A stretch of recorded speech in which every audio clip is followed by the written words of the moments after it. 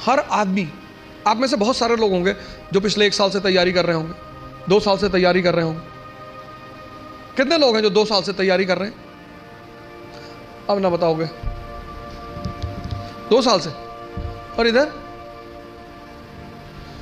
ऐसे बैठे हो जैसे तालिबान ने काबुल में कब्जा कर लिया है।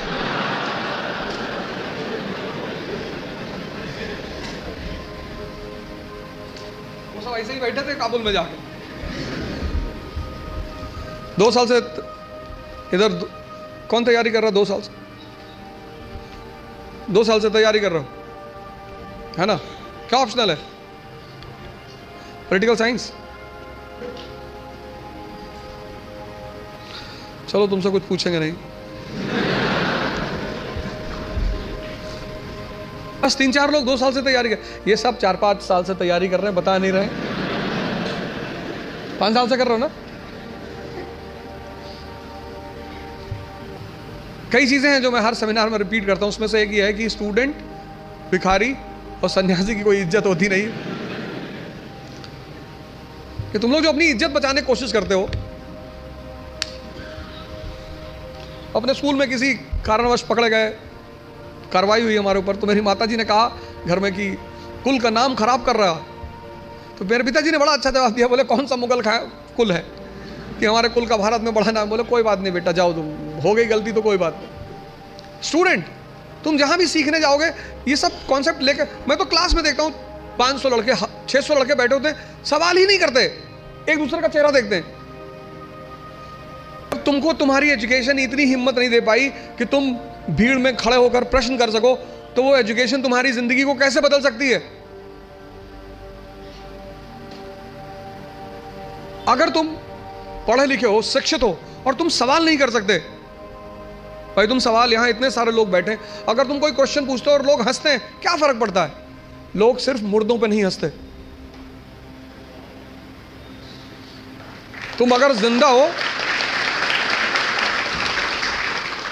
तुम जिंदा हो तो लोग तुम पर हंसेंगे।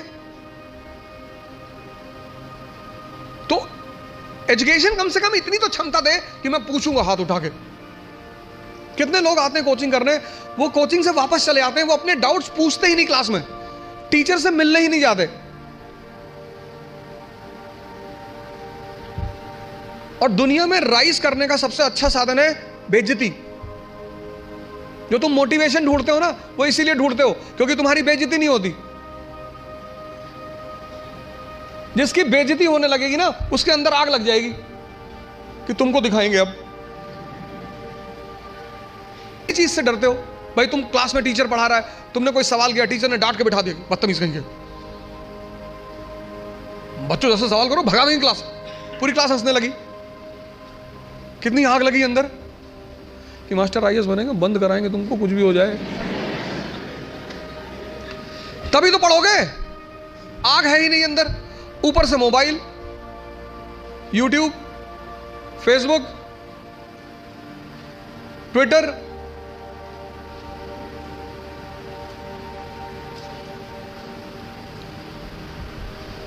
मैं 4-5 दिन पहले क्लास ले रहा था दिल्ली में, तो एक भाई साहब लिख रहे थे एक हाथ से, दूसरे हाथ से मोबाइल से रिकॉर्ड कर रहे थे। मैंने कहा यूट्यूबर हो? पकड़ लिया, वो कोने में उन्होंने रखा तो पकड़ में आ गया। मैंने कहा वैसे ही यार इतने लोग पीछे पड़े हैं, क्या बना रहे हो? नहीं नहीं सर ऐसे ही, पढ़ लो यार। अब इस क्लास में बहुत सारे लोगों का PSIR ऑप्शनल होगा। कितने लोगों का है? कार्ल मार्क्स की क्या देन है समाजवाद को? कौन बताएगा? क्यों कार्ल मार्क्स अमर है सोशलिज्म के हिस्ट्री में?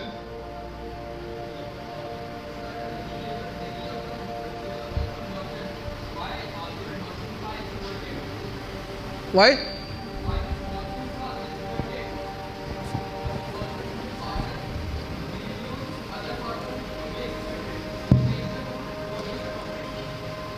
और कौन बताएगा नीचे? Yes,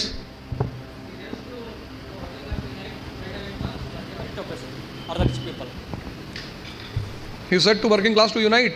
He said to working class to unite. नहीं, मेरा क्वेश्चन ये है कि ऐसी कौन सी बात उसने कही जिससे वो खुदा बन गया समाजवाद का। Why he is called as the god of socialism? Exploited वर्ग जो तबका है वो इसलिए एक्सप्लॉइटेड है क्योंकि उनके पास पॉलिटिकल एंड इकोनॉमिक वो नहीं है, इसलिए। और उन्होंने बताया लोगों को कैसा। इनको तो भाई पीछे। So I guess workers lacked consciousness.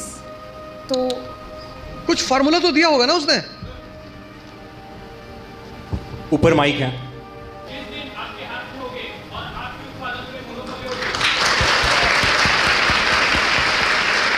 ये है, उसने एक बड़ा अच्छा फार्मूला दिया।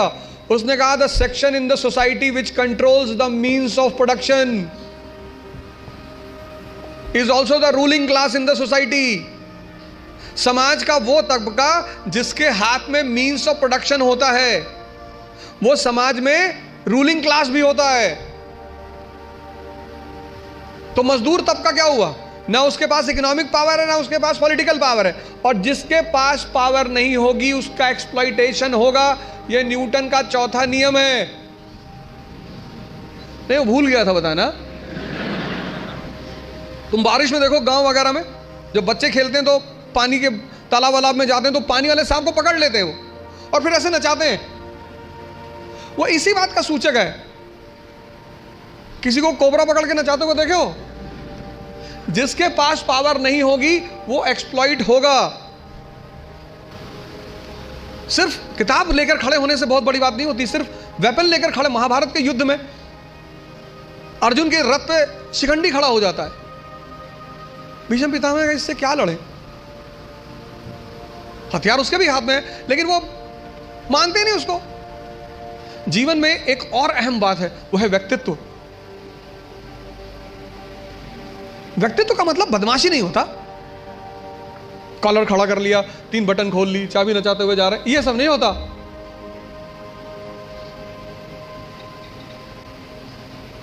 हमारे देश की एजुकेशन सिस्टम ने जिसको सबसे ज्यादा निगलेक्ट, मतलब मैं देखता हूं लोग 4 आदमी के सामने बोल नहीं पाते।